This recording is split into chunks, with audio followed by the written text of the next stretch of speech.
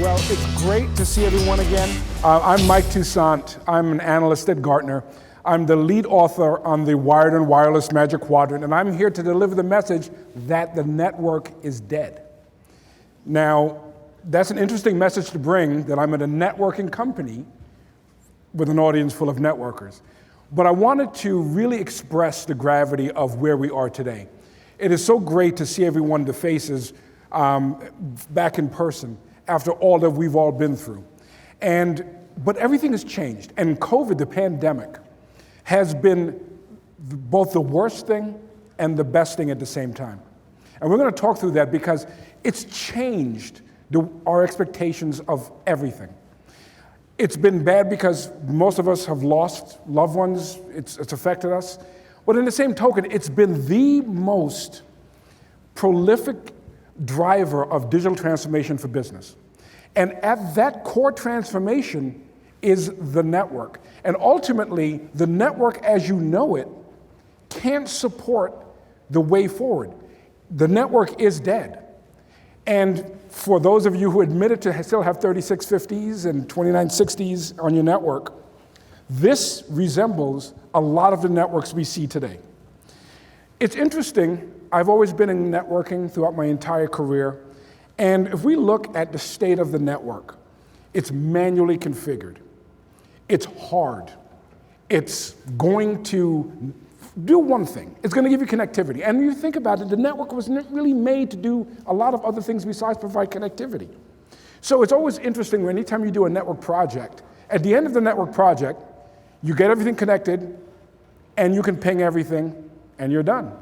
And your CIO or your CFO or your CEO may ask, well, hey, is it optimized for my new voice over IP system? Probably not. Okay, is it going to support my new application? Well, I'm not really sure. Okay, what about all of our users? Do we do capacity testing? Do we know everything we need to know? Probably not. And ultimately, we see that the way it's built, most of you are afraid to touch your network during non-maintenance windows. And it's funny because if we look at how the network is built, it's pretty brittle. One thing, one setting, one IP address, you plug in the wrong cable into the wrong port on a switch, and you can bring down your entire network. Matter of fact, for all of you engineers in the audience, here's the question, who has not brought down their networks? Right, exactly. Because I was going to tell you, if you raise your hand and you have not, please leave, because you are not a network engineer. It is a rite of passage for you to destroy your entire network during production hours. So your network moves packets. It doesn't really do much with applications. You can say, well, Mike, we've done QoS. Have you now? You have? Because it's funny, because Cisco offers auto QoS. You've probably spent a lot of money trying to optimize your applications and your users. Voice has got its own VLAN. Your printer's got its own VLAN. You've got maybe a ServiceNow VLAN. You've got a cloud VLAN. And it's all just there. It doesn't dynamically move. If somebody wants to change, talk about change, right? If you want to change your network, you're not going to do it on the fly because, like I said, you'll probably break something. So when you get to the point where you want to change something, just to put a printer on a network, you got to add VLANs, you've got to change IP addresses. In many cases, you may have to add another routing protocol. You have to do all kinds of crazy things. And ultimately, we see that this means that you as network engineers become very inward-facing. You've heard it mentioned that network teams are putting out fires. You come in at 9 o'clock, you're putting out fires. You leave at 5 o'clock, you're putting out fires. You go to training, you can't even do training because you get a call on your cell phone, the network is on fire. So it's like, wait a minute, this can't be the way. And this means that the network teams can never face outwards. You can never talk about the business. You can never talk about the applications or the users because you're busy trying to manage the network. And ultimately, we see that this cost, and this is real cost, right? This is not just Mike Toussaint saying, well, you should be looking to transform your network. Digital transformation is suboptimal or fails to the tune of $900 billion per year because, in part, the network is not ready to support that. So if we look at, well, what's expected now? All of you have a new way forward, a new mantra. It's to deliver consistently business value from any place, at any time, on any device. That's what you have to do. It's not a matter of, well, I've got my LAN running. Well, what about your WAN? Well, I've got my WAN running. What about the wireless LAN? Well, I've got that running. Well, what about security? You've got to do it all. You've got to do it from anywhere. And we know that ultimately, if you don't, what happens? Well, if you don't have pervasive wireless, people will leave. If you don't have a capability to have people work from anywhere, they will leave. Your customers will leave. Your profits will tank. It's bad. Trust me, I work for Gartner. We know these things. It's funny because one of the ironies to all of this is that because of the way we've always been doing things for the last 30 years, we do things through maintenance windows. And I always laugh when it comes to maintenance windows. You've heard me harp on this. Maintenance windows, does your CEO know that he or she is waiting for a maintenance window for a change that's going to affect the business? Do your customers work with maintenance windows? Do your end users wait for maintenance windows? They don't. And then we can't do this anymore. So we look at the state of the network. It's not just about connectivity. It's about visibility. It's about everything else. And to do that, you have to have the ability to understand what the network is doing, what's on your network. You can't do that with the existing tools. So if we look at everything you've been hearing about today, AI, ML, and everything else, automation, we look at a survey we had, and one of the top reasons to do this is to improve customer experience. And at the end of the day, this is what we're all here for. The network is not about the network. The network is not just providing email and all of that stuff. The network is about the business. And the role of the network is to get the hell out of the way so that you guys can do business, so Amazon can be Amazon, so Tesla can make EVs, so the rest of you can do your business. That's what it's all about. So you have to be able to automate those tasks. You have to be able to have the tools like AI and ML that can look into the network and correlate data at a level that we cannot. We've been doing this for 20 years, 30 years. You're good as network engineers and architects, we get it. But at this point, AI and ML can do it better, and it can free you to do other things that you should be doing. So we look at NetOps 2.0 as the way forward. It's an automation-first approach. It's about deep network visibility, application, end-user analytics. It's about using AI and ML to quickly correlate and fix those fires that you keep trying to put out that you never do. I speak to so many customers that have, especially wireless, right? Wireless is like doing voodoo. It could be anywhere at any time. You know that channels and channel widths and RSSIs and everything else, it could be anything depending on floor and everything else. So if you look at AI and ML and those capabilities to really troubleshoot and deliver the most optimal network, this is where you need to be. And then finally, and this is really important, we've been talking about technology. It's also about moving from network teams to cross-functional teams. We've been talking about the end user, and we've been talking about business, and we've been talking about security. Those all need to come in to build your end-to-end solution, because you can't do it with just the network team working alone, or the security team working alone, or the application team working alone. So this is what we want to build here. This is the network of the future state. It's managed from the cloud. Now it's funny, I get a lot of calls, Mike, that cloud's scary. It's very dangerous. It's not. Moving to the cloud frees up so many resources and reduces OpEx. AI and ML, absolutely a part of the network, and we've been talking about this. We're not talking about bandwidth, we're not necessarily talking about routing protocols. AI and ML, at its future state, will be able to automate the network at all levels. Now, granted, I think Tesla's in here somewhere. There is no true autopilot. And if you try to do it, on just automation, no one has reached that point yet. But it's coming. We wrote a note a couple of months back on the levels of AI and ML automation. So we came up with a scale. It's very similar to self-driving cars. 0 meaning no automation, to 3 meaning full automation. The truth is, where the industry is today is about 2. And a 2 means that it can troubleshoot, it can do root cause analysis, it can understand patterns, it can take really obscure patterns and things going on in the network and correlate it and really give you good data. So it does that well. We also see the way the network is built. We want to start looking at the network as a holistic end-to-end fabric, not just a bunch of things connected together, not just a router connected to another router at layer 3 or a switch connected to another switch at layer 2. Now we're talking about, listen, deploy your layer 3 underlay and don't touch it anymore.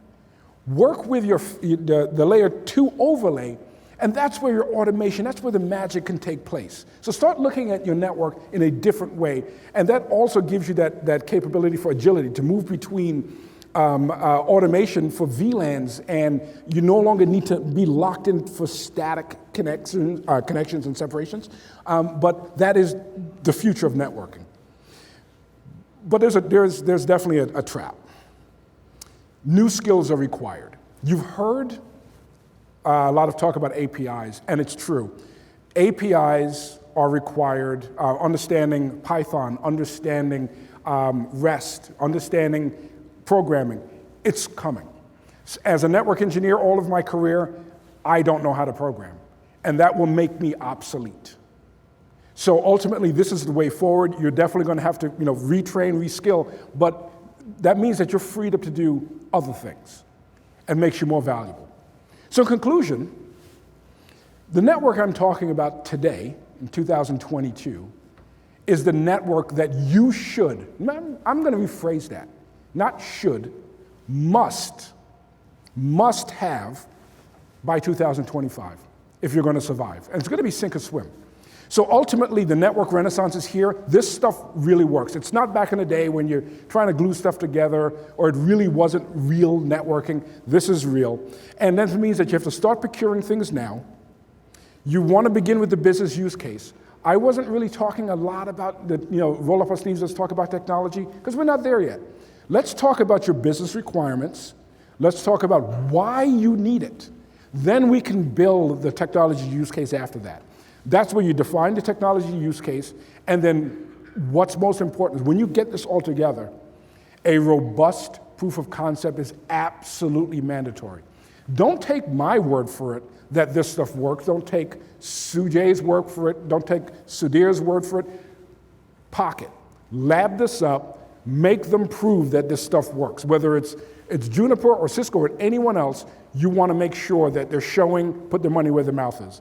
But ultimately, you've got to start on that road today.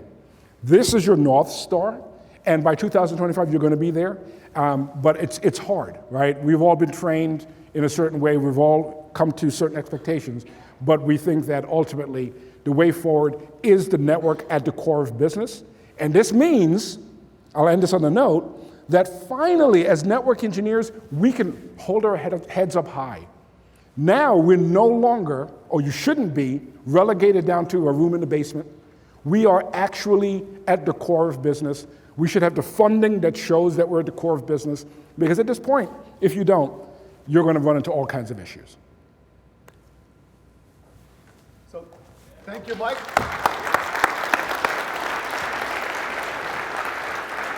How many of you, your companies are a Gartner client? Raise your hands.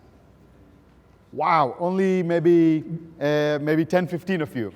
So those 15 people know how much it costs to actually get access to Gartner. I don't get it. Yes, I get nothing. Mike doesn't get paid on that, so unfortunately. But this is our opportunity for one of the most brilliant minds in the market, the thought leader in our industry, the primary author for the wired and wireless LAN $21 billion Magic Quadrant.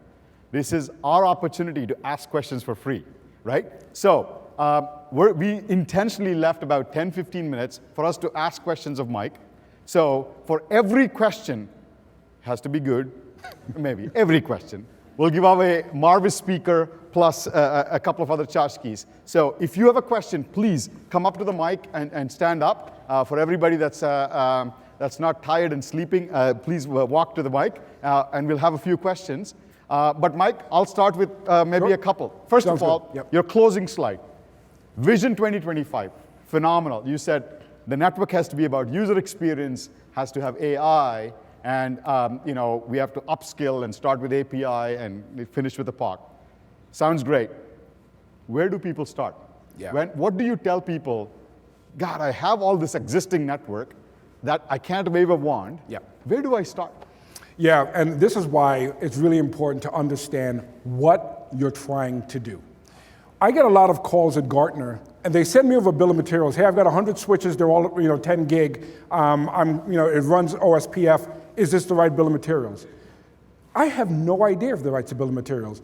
It's like saying that, hey, I've got a recipe here. I've got a bunch of things. Can I make a cake? Well, I don't know. What is it you want? So the first thing is to understand what the core drivers are. What are you trying to do? What are you in business to do? Then take a look at your current network. Where's the gap? Are your end users complaining about wireless? Do you know that your core network can't support any growth? What can't you do today? Understand the gap between business and technology and go there. And it's always, if you're going to talk to a consultant, you're going to talk to Gartner, which you absolutely should, shameless plug.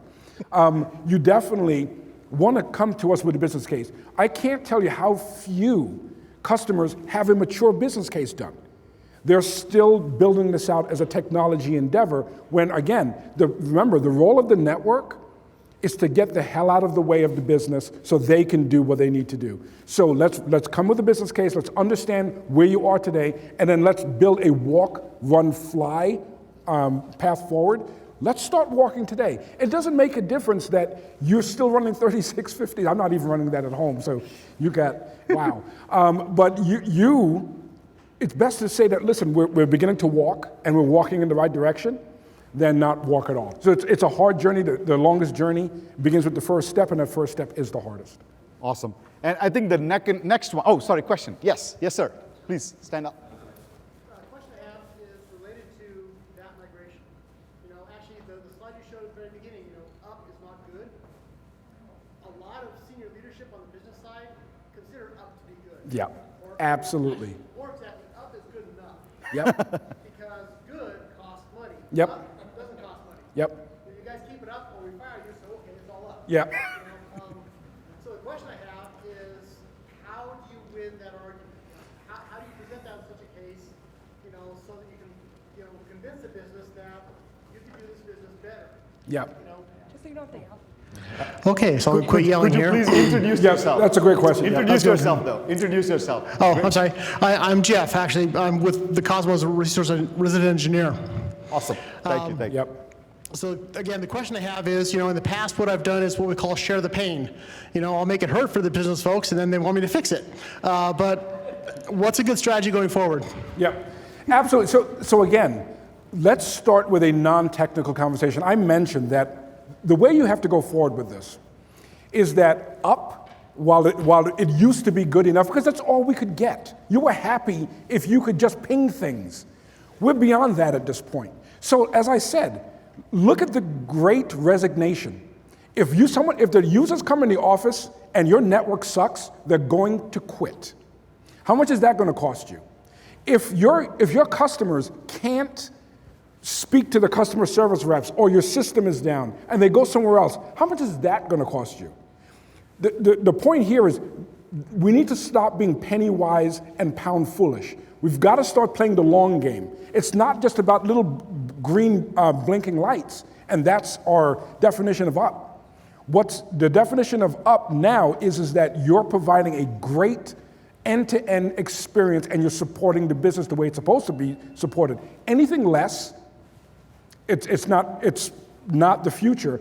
And matter of fact, it's not even current. So where you're going to end up is you're going to end up spending more in the long run because of a failure of insight on the short term. Make sense? And Jeff, without actually making the shameless plug to Gartner, absolutely. Speaking to Gartner, there are two ways. that we bring customers your leadership to understand that there is a better future. Either you speak to industry analysts or to other customers who have done this before and have soon seen the light in the transition, right? And so either way, absolutely. Whoa, we have actually several questions. There you go, please. How are we doing? I'm George Bekmezian. I have a question. Do you provide the same recommendation to OT manufacturing customers as you do to enterprise with regards to cloud management and fabrics? Because those networks are much more sensitive, right, to outages, and they oftentimes need to work in isolation, right? Yeah. So.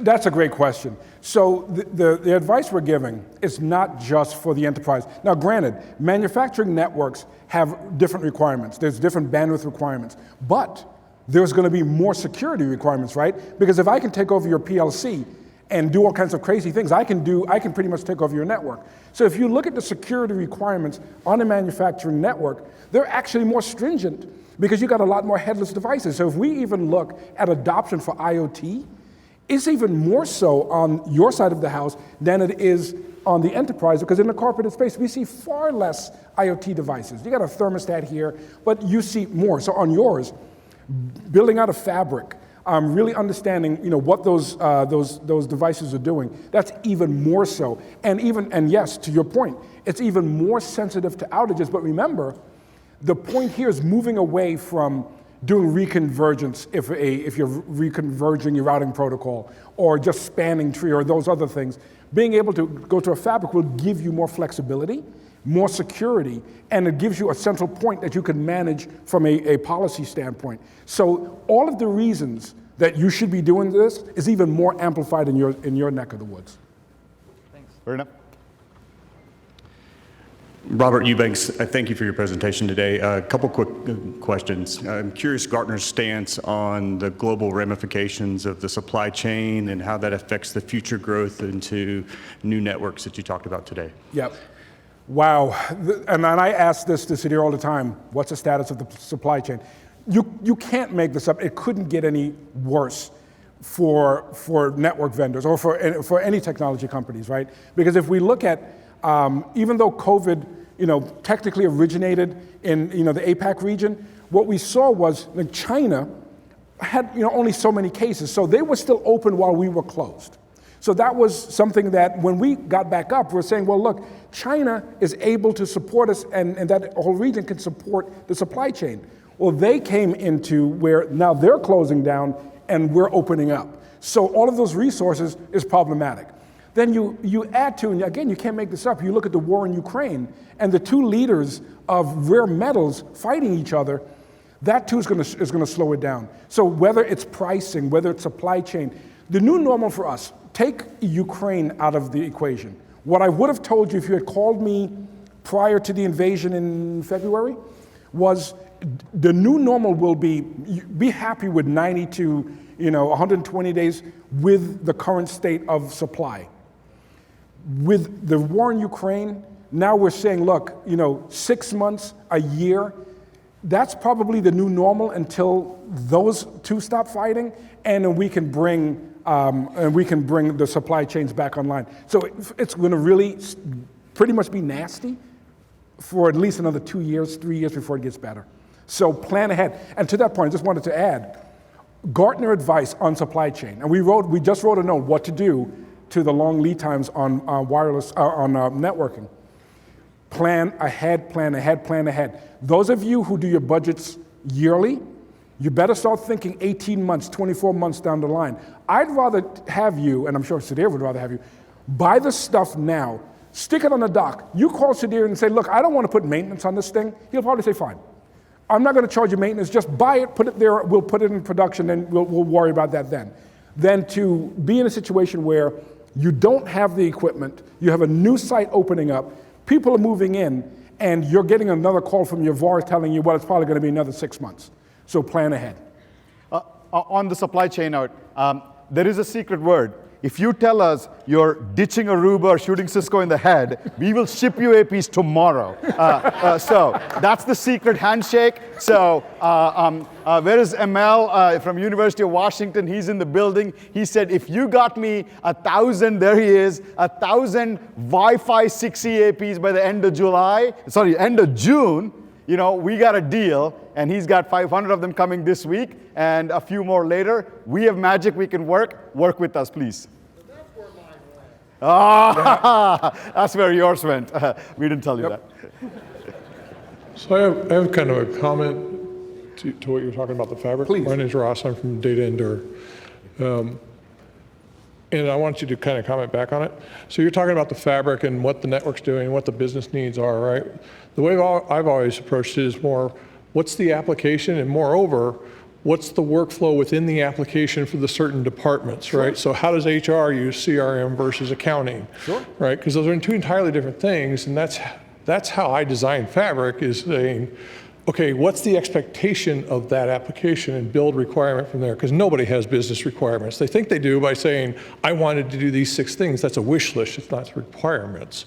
Requirements are, how does the application have to perform for your specific case, even though it's the same app. ServiceNow is a great application to talk about that, right? Because it could do 1,000 things. Yep. So that's kind of the way I approach it. And I'm kind of wondering, you know, when you're talking about the fabric and you're talking about, I think you were going here a little bit, the business part of it, what's your comments on pulling those workflows out and pulling those individual needs of the application versus thinking about the fabric and the overall business need? Absolutely, great question, and we are violently in agreement. Because ultimately, workflows, people, applications, that's all your business, right? So if you looked at the business plan, that's what you'll be talking about. Because you didn't buy an application because, well, we just bought an application. You didn't move from on-prem voice over IP to cloud voice over IP. You didn't put in a new call center just because you had nothing better to do. So to that point, when I'm talking about business requirements, it's a macroscopic point, but absolutely that business plan should be totally broken down into each contingent parts. And that's exactly what you're talking about. Now you're talking about workflow. Now you're talking about applications. Now you're talking about user requirements. Now you're talking about application requirements. Absolutely. So we're in agreement, just top down. Awesome. Last question. Thank you. They put me on the spot, so it's like, so Marriott International, you are influencer for the other businesses.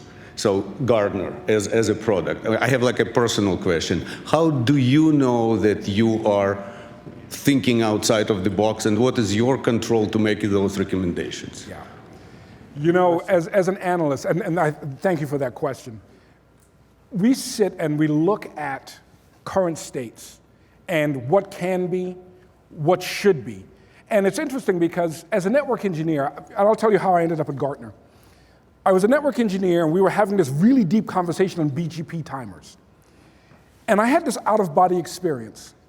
BGP timers, we just spoke about for an hour about that.